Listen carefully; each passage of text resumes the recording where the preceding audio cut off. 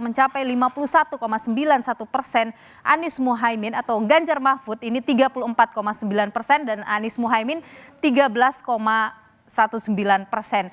Kita akan kupas nanti seperti apa ini bersama dengan Pak Saiful Mujani dari SMRC. Tapi sebelum dengan Pak Saiful, saya ingin kembali mengajak Anda untuk melihat kondisi di Istora Senayan, Jakarta, di mana Prabowo dan Gibran ini sudah berada di panggung acara, saudara, acara yang sudah dipersiapkan oleh seluruh relawannya dan juga pendukungnya, termasuk juga dari tim kampanye nasional. Ini kita lihat bersama Prabowo tadi baru saja berpelukan dengan selebritas Raffi Ahmad. Ini ada banyak pendukungnya yang memang selama ini kalau kita lihat dalam berbagai kampanye, ini adalah orang-orang yang selalu ada dalam baik itu di debat kandidat atau di kampanye dan lain sebagainya.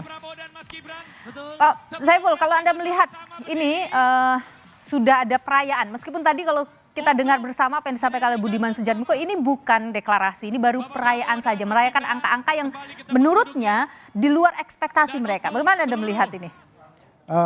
Saya kira itu wajar ya di dalam politik kita. Oke.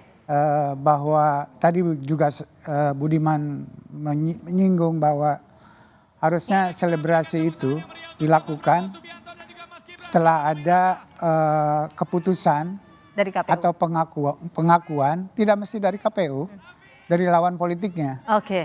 Biasanya begitu. Jadi misalnya dari Ganjar atau dari Anies mengakui kemenangan Prabowo, baru melakukan selebrasi. Biasanya begitu. Tapi ini kan belum ada ya pengakuan dari dua lawan politik. Kebiasaan di kita begitu.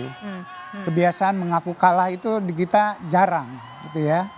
Atau ingin cepat, sabar, tidak sabar untuk melakukan selebrasi semacam itu. Oke. Jadi biasanya mereka akan mengatakan tunggu hasil KPU secara resmi. Itu benar. Tapi kan juga akan baik kalau yang mengaku, bukan mengaku, yang melihat bahwa peluangnya untuk menang itu tidak besar, kemudian mengakui kekalahan, itu juga baik sebenarnya. Tapi apakah memang sudah bisa melakukan atau semacam selebrasi seperti ini, atau bahkan kalau dari lawan politik yang memberikan ucapan selamat, sudah bisa dengan angka-angka yang muncul dalam quick count kali ini?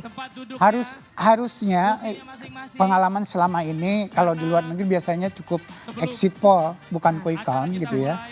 Dan quick count ini tingkat akurasinya lebih baik. Kalau mau bersandar pada informasi semacam itu, bisa melakukan pengucapan selamat semacam itu, dan kemudian yang menangnya melakukan selebrasi dan kita kembali bersama-sama untuk sebuah negara bangsa, kira-kira kayak begitu. Tapi kalau Anda melihat misalnya tadi statement yang muncul dari lawan politik Prabowo Subianto, Anies maupun juga dari pihak Ganjar yang sama-sama, kalau kita lihat tadi bahkan Hasto cukup keras juga ya menyampaikan bahwa mereka akan membentuk satu tim, kemudian juga untuk memantau, mengawal hasil ini, kemudian ada bahasa-bahasa soal kecurangan, indikasi seperti itu. Bagaimana Anda melihat, bagaimana ini nanti nih, apakah kalau kita menyebut rangkulan-rangkulan itu akan terjadi? Saya kira harusnya begitu, bahwa hari ini kita menemukan angka-angka hasil pemilihan masyarakat terhadap calon presiden, pemilih, yang kita rangkum lewat quick count ini. Itu satu hal. Tapi quick count kan tidak bisa menghitung apa yang terjadi sampai hari H. Quick count hanya pada hari H dan kemudian sampai diputuskan oleh KPU secara resmi. Tapi apa yang terjadi sebelum hari H, quick count tidak bisa mengatakannya. Nah, oleh karena itu apa yang dikatakan oleh Bung Hasto tadi, saya kira itu bagus. Itu dalam rangka juga menjaga integritas pemilu kita. Tapi juga harus punya dasar yang kuat untuk membuktikan bahwa pemilu ini tidak berintegritas, bahwa pemilu ini bisa dibatalkan dengan dasar yang kuat, kira-kira begitu. Oke, baik. Kita tahan dulu Pak Saiful, kita akan menuju kembali ke Istora Senayan, Jakarta. Kita lihat